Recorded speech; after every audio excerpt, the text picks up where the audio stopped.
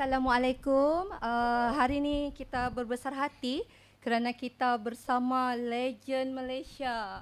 Ya, siapa yang tidak kenal, Barbarik. Berikan tepukan. Selamat datang Barbarik ke Sandakan. Adakah ini pengalaman pertama memijakkan kaki ke Sandakan atau pernah? Untuk Barbarik kita kira yang pertama. Pertama kali. Ini untuk konsert okeylah. Sebelum ni ada juga. Ini first time datang ke Sandakan lah. Untuk pengetahuan Barbarik, Sandakan ni sebenarnya bandar nature city lah.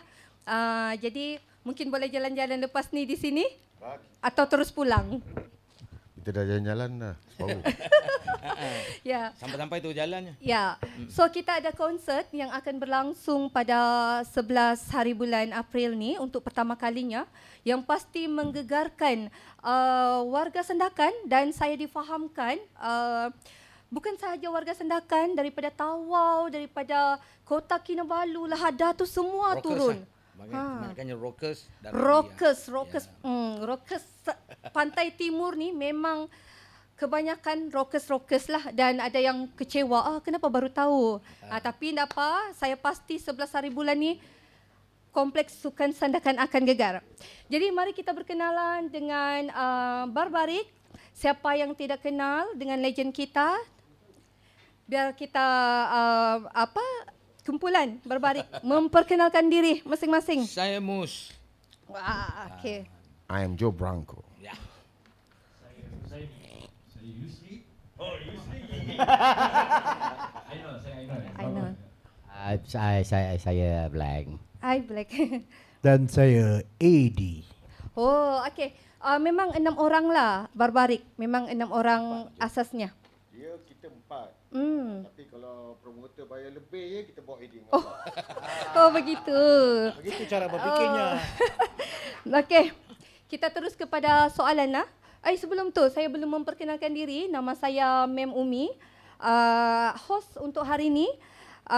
Kita kepada soalan pertama.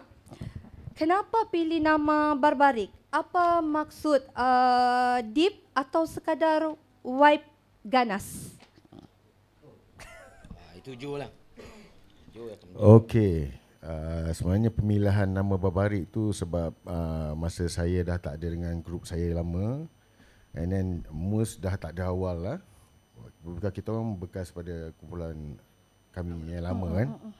Jadi last masa saya dengan Mus record dengan Eddie dengan Black, album tu tajuk Mr. Barbarik. Okey. Jadi untuk bagi semua orang mudah cepat kenal kita, tahu kita asal usul kita daripada mana, jadi saya letak nama Barbarik itulah. Dan konsep muzik pun sama macam album tu, dia more to heavy metal. Okey. Itulah dia. Itulah tertubuhnya Barbarik. Okey. Siapa influence terbesar dalam muzik kamu, lokal atau international? Kalau saya rasa saya suka macam saya main bass kan. So saya suka Steve Harris lah daripada Iron Maiden. Wow, international lah. Banyak yang cuba nak ikut tiru dia punya style lah. Style of playing. Okey. Untuk saya more to muzik yang keras. Seperti ya, dia pun boleh dan modern rock lah. Okey. Mungkin Abang Black? Saya ada 2-3 influence lah. Ya, mostly banyak Europe band. Saya suka macam Ronnie James Dio, Iron Maiden pun saya suka, Loudness pun saya suka. So I'm more to them lah. Okey. Abang Edi? Saya suka banyak. So antaranya ialah pemain bass yang terror. Itu je saya suka. Wah. Okey. Soalan seterusnya. Macam mana korang describe sound Barbarik dalam satu ayat? Yang bila kita dengar, ini muzik Barbarik. Dia lain lah pada yang lain. Sudah banyak ayat tu. Satu Bagi contoh. Keras lah. Keras. Lagu Muzik keras. keras. Boleh bagi satu contoh lagu mungkin? Singkat, Lagu. singkat saja, singkat. Chorus. Apa nak suruh nyanyi apa? Kalau boleh sikit sahaja. Bolehkah? Bang Jo. Cok kendong. Kendong nari. Empat barang dagong.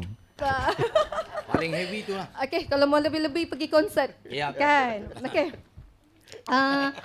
Apa beza Barbarik dengan band lain di Malaysia?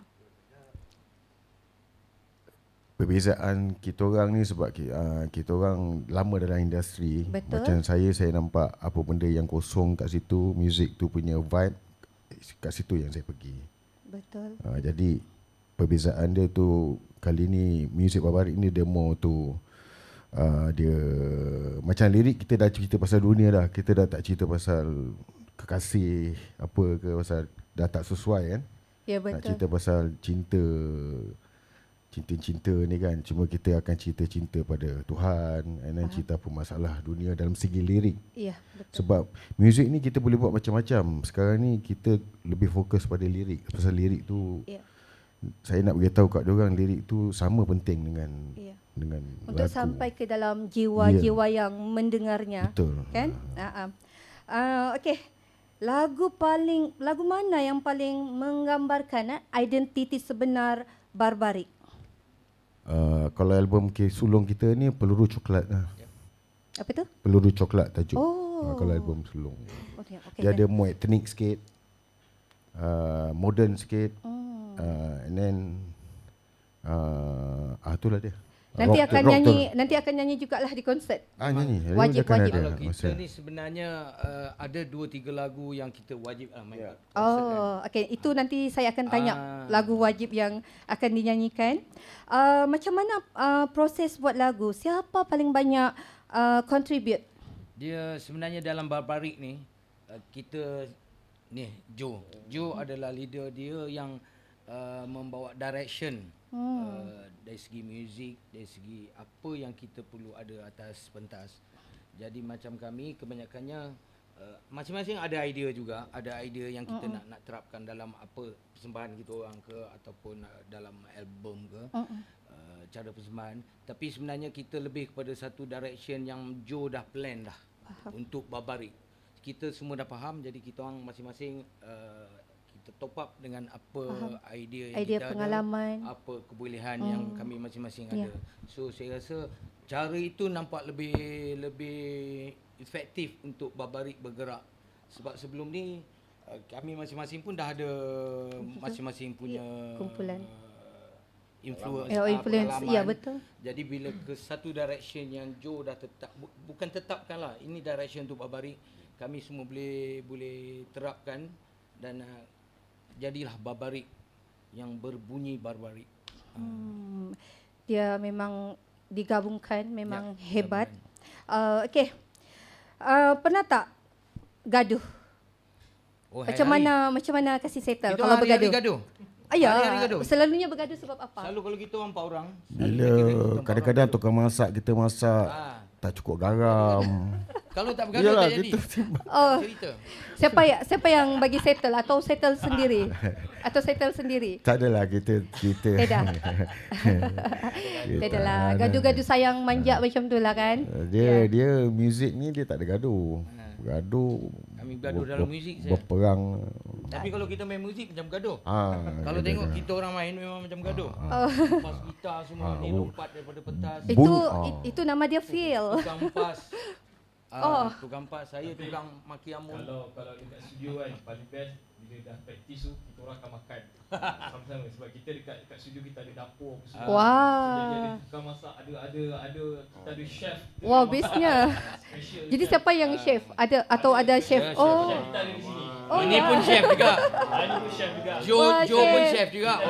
Wah. Saya share kecil-kecil je, makan sikit-sikit. Kan kalau Joe masak habis tak makan boleh bergaduh. Itu saya rasa momen paling best lah. Ya. Kita dah practice dah penat, lepas tu bila kita makan sekali kita rasa macam ni lah, happy enjoy, rasa keagraban lagi lah di situ kan. Tapi kalau muzik tu belum tight, kita beli nasi bungkus je. Kalau Nasi tak lemak siap, bungkus, ni siap apa lagi tu, mi sup utara apa. Tapi kalau okey, dah tight, kita akan masak baik ya. Wah, mantap lah. Bukan sahaja buat muzik, boleh masak juga ya. Okey. Lirik korang lebih kepada pengalaman hidup atau inspirasi? Lirik ni lebih pada inspirasi. Pengalaman hidup ni kita tak akan cerita.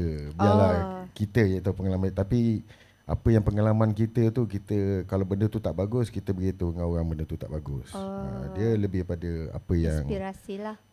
yang terjadi masa kini. Tapi dia faham. mesti ada inspire dengan sesuatu kejadian lah. Baru lirik tu akan boleh keluar. Faham.